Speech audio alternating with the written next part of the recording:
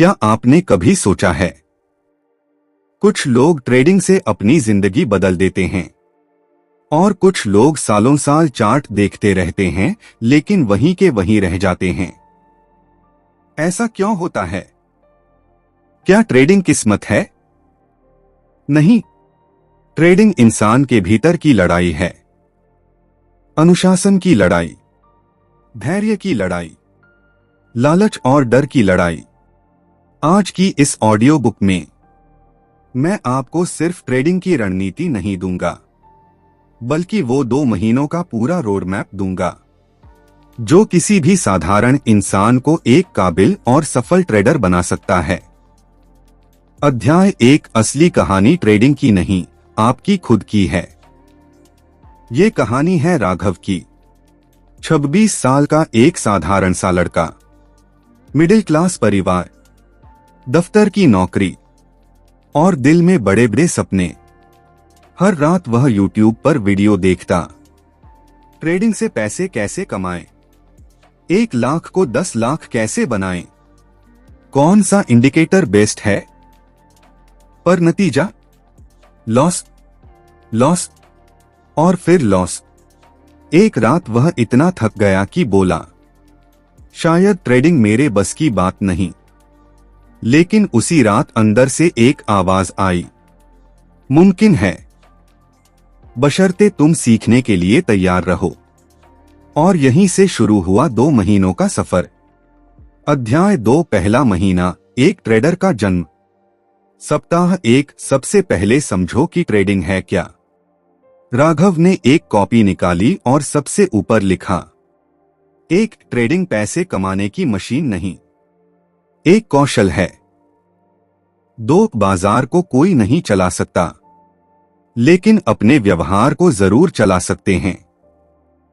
पहले 7 दिनों में राघव ने सिर्फ ये चीजें समझी, सपोर्ट और resistance, trend line, market structure, HHHLLHLL, risk management क्या है, क्यों 90% ट्रेडर फेल होते हैं।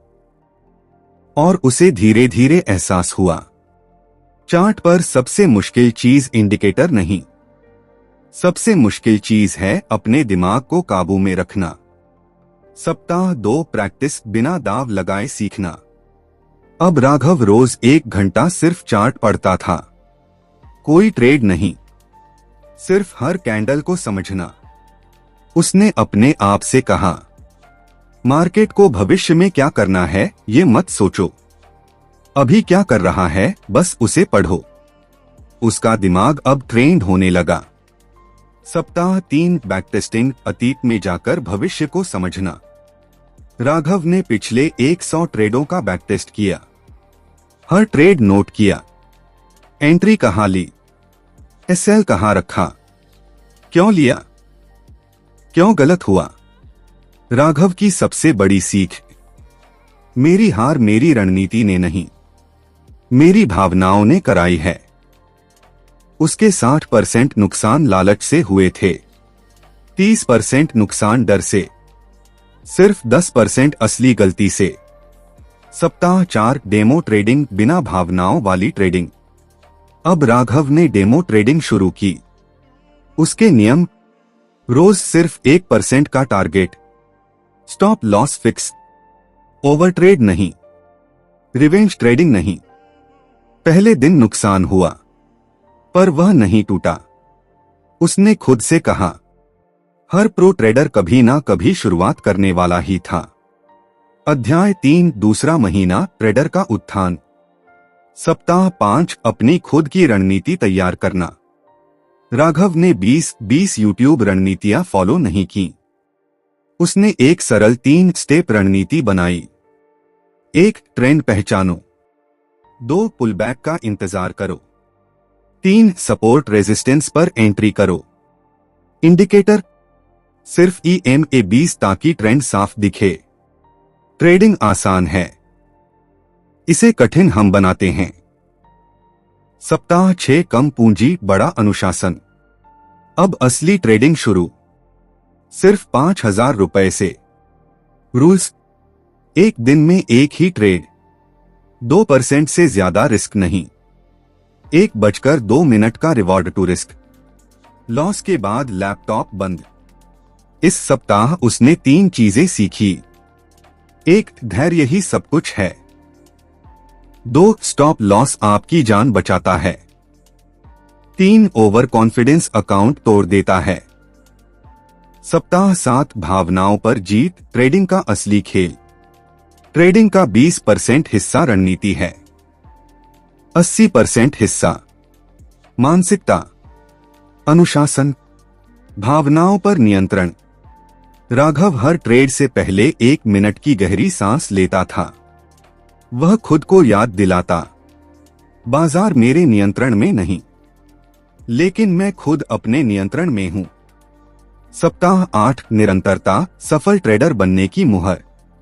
अब राघव लगातार 8 दिनों से प्रॉफिट में था। छोटा छोटा प्रॉफिट, पर नियमित।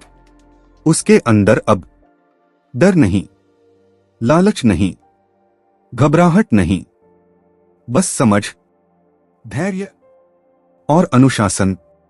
अंतिम अध्याय। राघव आज सफल ट्रेडर क्यों है? क्योंकि 2 महीनों में उसने ये समझ लिया, ट्रेडिंग तेजी से अमीर बनने का तरीका नहीं है।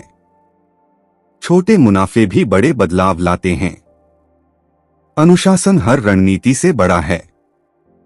ट्रेडिंग मन का खेल है, बाजार से नहीं, खुद से लड़ना है।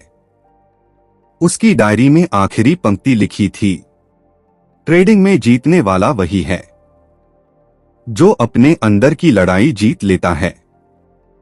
धीमी पियानो धुन। अगर आप भी सफल ट्रेडर बनना चाहते हैं तो राघव की तरह 2 महीनों तक खुद को समर्पित करें। मार्केट को नहीं, अपने दिमाग को मास्टर करें और फिर देखिए, ट्रेडिंग आपकी दुश्मन नहीं, आपका सबसे बड़ा सहारा बन जाएगी।